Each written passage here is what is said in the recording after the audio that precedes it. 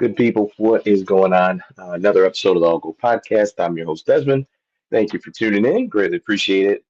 Wanted to do a quick video. Saw some comments about the Deshaun Watson trade from Jimmy Haslam, and it was refreshing to see an owner own up to making a poor choice. And it's something that's relatively easy to say as far as giving kudos to Jimmy Haslam, but we rarely ever see owners do this, and we almost rarely ever see even GMs do this. And I think it maybe Jimmy Haslam starting to turn the corner, probably not, but nonetheless, I wanted to highlight it. And basically, what Jimmy Haslam said was essentially we took a big swing and missed with Deshaun Watson, and it hasn't worked out.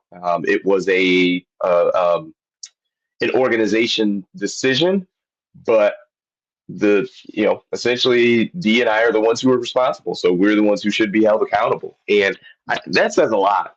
Because these owners have egos the size of the world, so for him to say that, I think is pretty just refreshing to see an owner own up to making a bad decision and a bad choice. Um, so that part was interesting. Also, to just kind of stay with the Cleveland Browns, they have the number two pick in the draft, and there's a lot of talk on should they take Shador Sanders. It's looking like Cam Ward's going to go number one. So a lot of the talk is should the Browns draft a quarterback, or should they go either Abdul Carter or Travis Hunter? I think what they should do is go Abdul Carter, assuming everything checks out. He's got this foot injury, he's got the shoulder where he's not working out, and that part is a little concerning just because we're in April now and he still hasn't been able to work out. I'm not sure he will work out before the draft, and that it just kind of is what it is at this point. But if I were a team, if I were the Browns, I would want my own medical personnel to check him out just to make sure that nothing is going on. Because if I'm taking you at the number two pick, I need you ready for rookie minicamp. I need you ready for training camp. I need you ready for week one across from Miles Garrett to come out and just terrorize the AFC North and any other teams that we play. And I think that's what the Browns have a chance to do. They've got a really good chance to pair together for the next 5 years minimum Miles Garrett and Abdul Carter.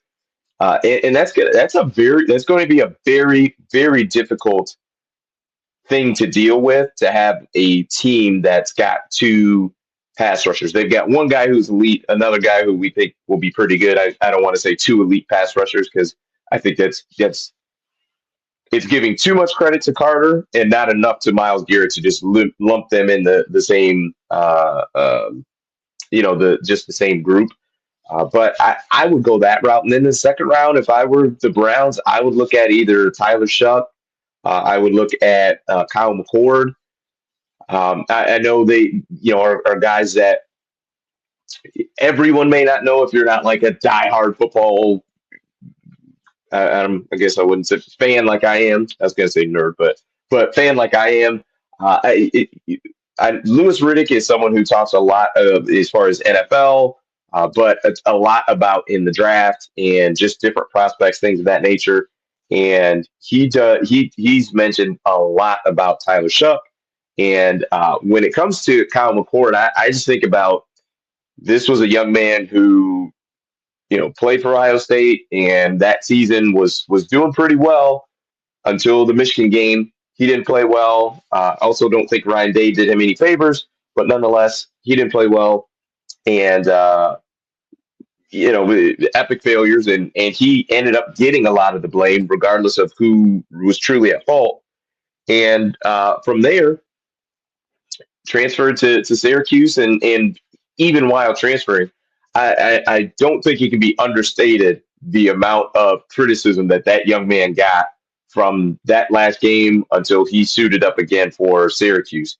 It was a lot. So to be able to deal with that, go through that, go to Syracuse, tear it up. I mean, he had a really good season for Syracuse. And I know it's not Georgia, Alabama, so on and so forth. But that he tore it up. So when you're looking at quarterbacks and what you want in a franchise quarterback, I personally would like a guy who's dealt with some adversity, and I would say that's pretty high up on the adversity scale. So we'll see what happens. But if I were the GM there, that would be my strategy would be I'm going to Abdul Carter at the number 2 pick, and then in second round I'm looking to get a quarterback. Going to be cheap, but you can get a lot of really good value in second round quarterbacks. So we'll see what happens. Not quite sure, but that is it for me. Let me know your thoughts. Peace.